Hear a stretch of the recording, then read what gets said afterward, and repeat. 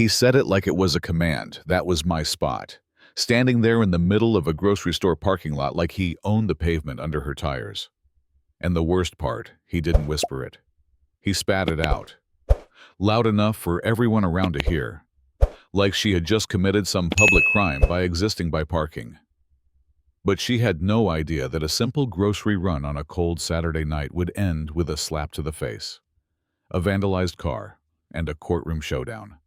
Monica Reyes, 28 sharp, calm, black, and a legal assistant had just left work and was trying to grab some eggs and bread before heading home. Nothing wild. She spotted an open parking spot, after what felt like forever, circling the packed lot, and pulled in. Fair and square. Or so she thought. Next thing she knows, some middle-aged guy in a white Suburban, let's call him Grant, storms up to her window, raging like she keyed his car. Monica tried to stay cool, said something like, "Sorry, sir, didn't see you waiting." But Grant, he wasn't interested in logic. He wanted blood, or control, or both. And when the racial slurs started, you know the kind, the air got heavy. She unbuckled her seatbelt, opened the door to get out, and bam, he slapped her.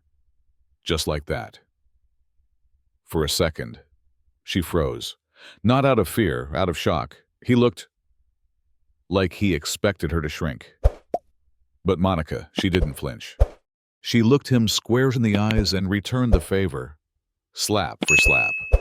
His face turned not red, no white with disbelief.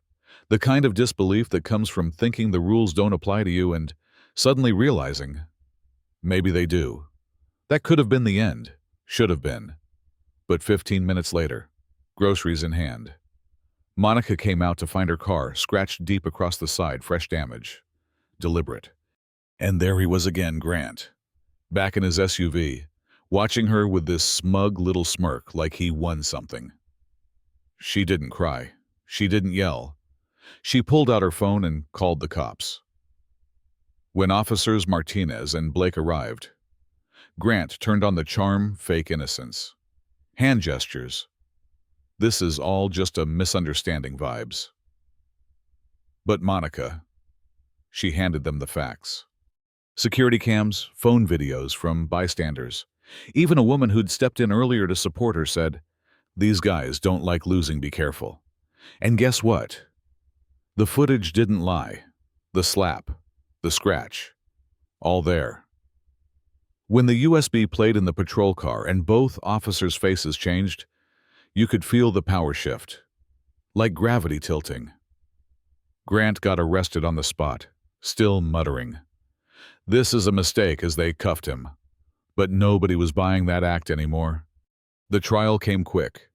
His lawyer tried to spin it, made Grant sound like a hard-working dad who just lost his temper. But 2 videos and 5 witnesses said otherwise. The verdict: guilty. Full restitution. Mandatory racial sensitivity training. Community service. The works. No jail time, sure, but his reputation shredded. Monica didn't stop there. A month later, she stood in front of a room full of women at a local community center telling her story, showing them how to document, defend, demand. And when one woman came up and whispered, "Thank you for standing up, for all of us," Monica realized this wasn't just her fight. It never had been.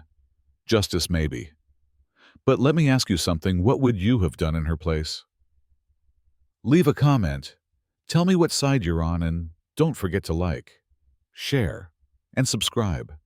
Because stories like these, they're not rare. They're just rarely told right.